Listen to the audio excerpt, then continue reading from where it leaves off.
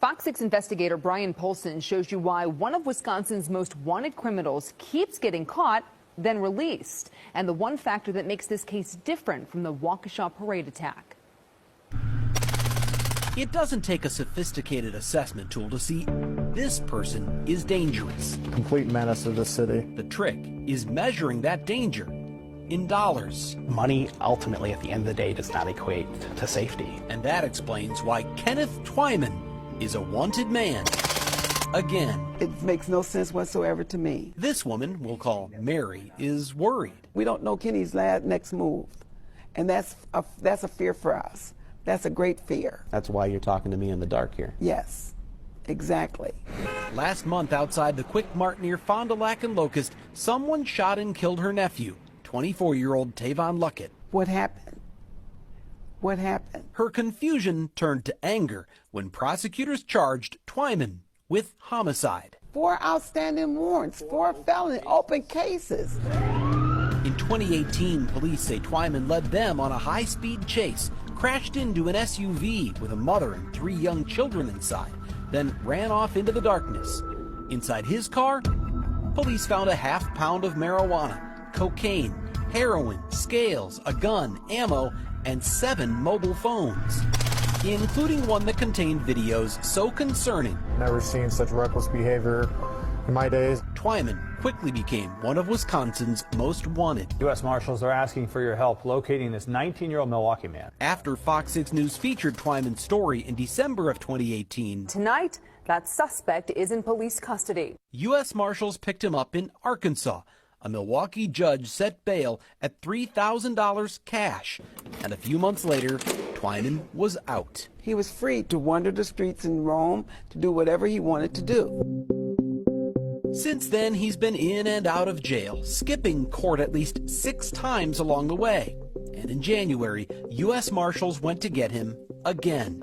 This time, they found him at his mom's Milwaukee apartment, along with a 9mm handgun, 17-round magazine, 2 pounds of marijuana, and wads of cash. State of Wisconsin versus Kenneth Twyman. In a digital recording of Twyman's initial appearance, his lawyer tells the court $1,000 bail is more than enough. The only other job he has is working with his father at his father's store. Still, prosecutors wanted much more, and they got it. I am going to follow the state's recommendation to set the $7,500 cash. That's a pretty substantial amount of bail, right? $7,500? Yeah. 4 days later, I don't want to be on that camera. this man, who identified himself as a family member of Twyman's, paid $7,500. And he's out again.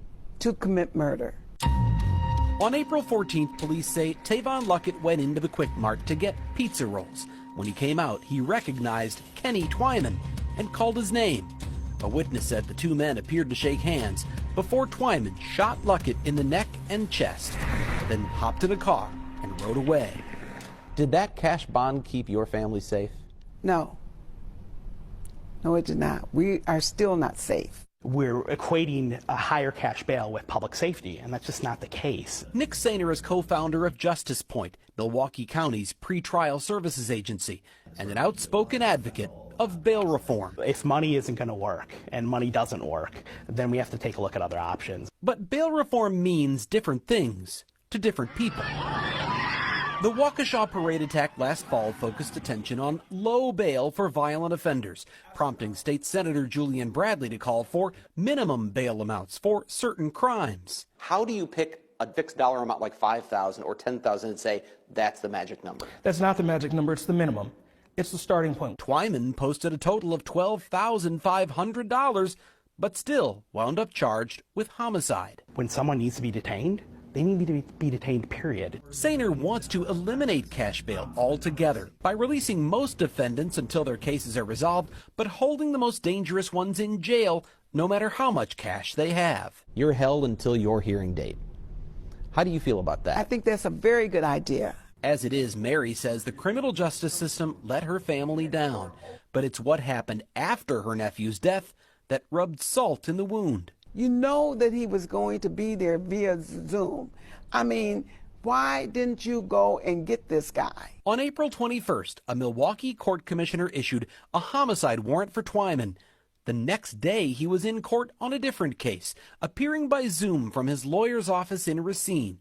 The prosecutor knew there was a warrant, but according to Deputy DA Kent Lovern, she said nothing. It would be in the interest of law enforcement and in our interest to not have that information divulged to a subject who is wanted.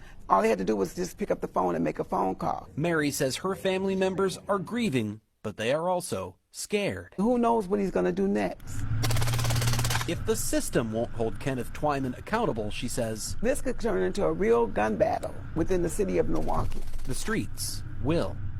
Kenneth Twyman was actually due in court in Waukesha County on Monday for a plea and sentencing in a felony bail jumping and drug possession case from 2021. But with that homicide warrant out for his arrest in Milwaukee, of course, he was a no-show here. We're told Milwaukee police have now asked U.S. Marshals to find Kenny Twyman for the third time. In Waukesha,